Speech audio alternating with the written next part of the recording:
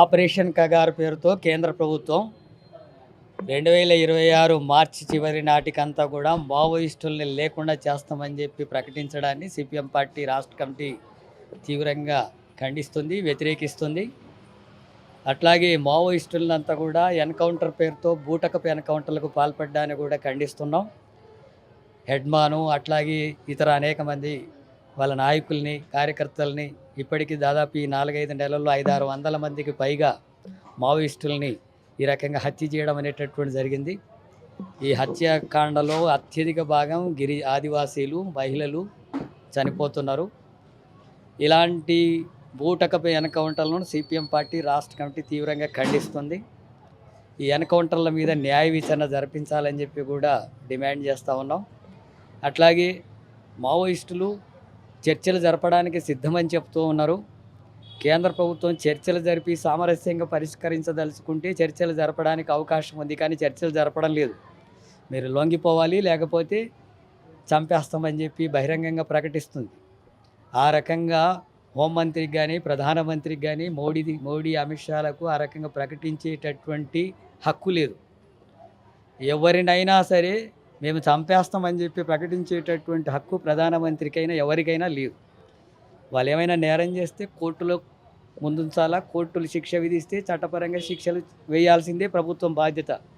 అంతేగాని మేమే చంపేస్తామని చెప్పంటే ఇంకా కోర్టులు ఎందుకు, న్యాయస్థానాలు ఉన్నది ఎందుకు అసలు? అందుకని ఈ రకంగా చట్ట వ్యతిరేకంగా ప్రభుత్వం వ్యవహరిస్తుంది, దాన్ని కూడా ఖండిస్తున్నాం.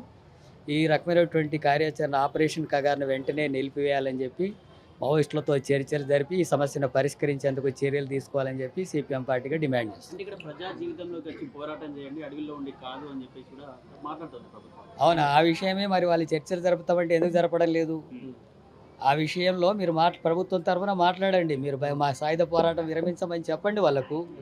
వాళ్ళకు ఏ సమస్యలు ముందుకు పెడతారో ఆ సమస్యలు ఎట్లా పరిష్కారం చేస్తారో ప్రభుత్వం, మీరు ఆ పాలకులుగా ఉన్నారుగా, చెప్పండి వాటిని.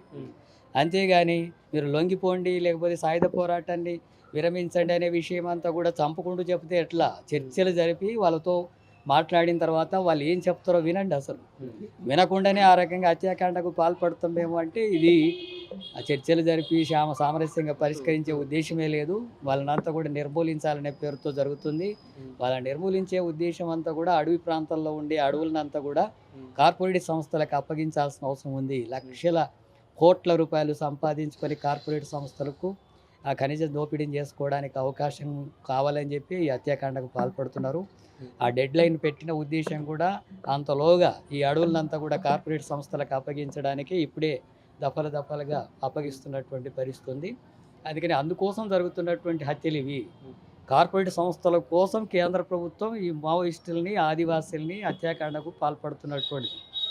ఒకవేళ చర్చలు జరిపి మావోయిస్టులు సామరస్యంగా పరిష్కరిద్దాం అనుకున్నా సరే ఆ అడవులను అయితే ఖాళీ చేయించాలి కదా. అడవులు ఖాళీ చేయించాలంటే మావోయిస్టులు ఆదివాసీలకు అండగా నిలబడ్డారు. ఆదివాసీల్ని తరిమేయాలంటే మావోయిస్టులను ముందు లేకుండా చేయాలనేటటువంటి వైఖరి ఇందులో కనబడుతుంది. కాబట్టి ఇది పూర్తిగా కార్పొరేట్ సంస్థలకు అనుకూలంగా జరుగుతున్నటువంటి హత్యాకాండ. అట్లాగే ఇది రాజ్యాంగానికి వ్యతిరేకంగా మనుధర్మ శాసనాలకు అనుగుణంగా ఆటవిక పాలన కొనసాగిస్తున్నటువంటి పరిపాలన. ఇది పూర్తిగా ఫాసిస్టు ధోరణితో వ్యవహరిస్తున్నటువంటిది. దీన్ని సీరియస్గా ప్రజలందరూ కూడా ఖండించాల్సినటువంటి అవసరం ఉంది.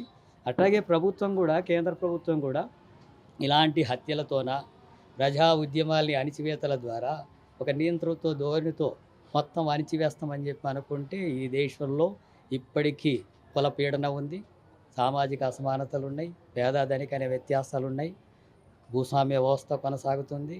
అట్లాగే కులం పేరుతో దాడులు జరుగుతున్నాయి, మహిళల మీద అత్యాచారాలు జరుగుతున్నాయి, స్త్రీ పురుష అసమానతలు ఇంకా కొనసాగుతున్నటువంటి వ్యవస్థ ఉంది. పేద ధనిక అనే వ్యత్యాసాలు ఇంకా తీవ్రంగా ఉన్నాయి. దేశంలో నిరుద్యోగం పెద్ద ఎత్తున పెరిగింది. దళిత, గిరిజన, బలహీన వర్గాలు, మైనార్టీలు, మహిళల యొక్క హక్కులు కాలరాయబడుతున్నాయి. ఇంత తీవ్రమైనటువంటి అసమానతలు, అణిచివేతలు కొనసాగిస్తూ మేమంతా కూడా కొంతమందిని చంపేసో, కొంతమందిని జైల్లో పెట్టో, లేదా ఉపా చట్టం పెట్టో వీటిని అరికడతామని అనుకుంటే అది జరిగే సమస్య కాదు. ప్రజలు అంతకంటే రెట్టింపు సంఖ్యలో తిరుగుబాటు చేస్తారు, ప్రతిఘటిస్తారు, ప్రభుత్వాలని గద్దె దించుతారు. ప్రభుత్వాలని భూస్థాపితం చేసే శక్తి ప్రజలకు ఉంది.